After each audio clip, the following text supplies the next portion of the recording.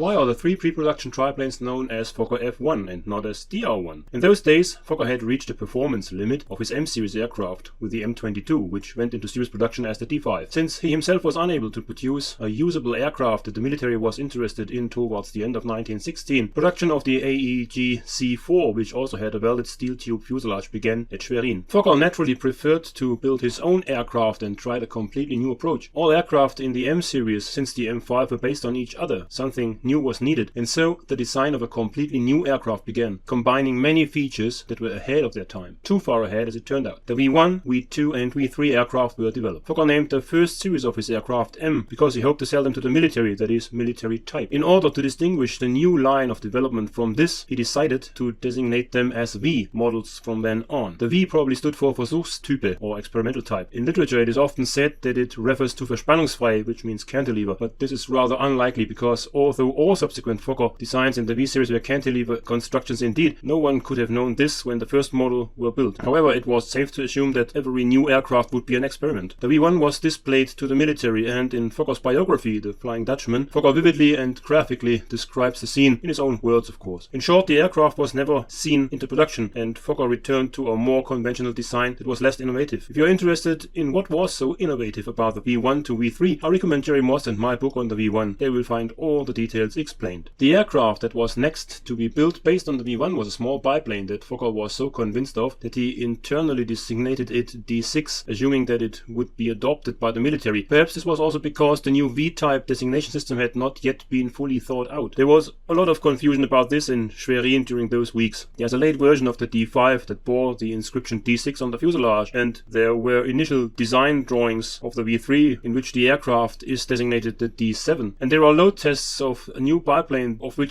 chalkboards were also labeled as D6, a nightmare for historians. In any case, British triplanes sparked a wave of enthusiasm for triplanes, and Fokker quickly converted this biplane into a triplane which became the prototype V4. After a few modifications, it was designated the V5. The original biplane concept was later revived with a V9, which then actually led to the production of the serial production D6. The triplane was a mess in terms of design and a makeshift solution, but it was excellent in flight, and military began type testing but had not created an aircraft class for the new triplanes yet. All this took place within a few weeks. Someone suggested F as the new aircraft class, and Fokker painted this onto his pre-production machines. The F class never officially existed, and even the registration documents refer only to the DR1 from the outset. There is no document that identifies the aircraft as F1, only the lettering on the fuselage of the machines that were actually tested. Maybe Fokker was happy to have it called the F for Fokker.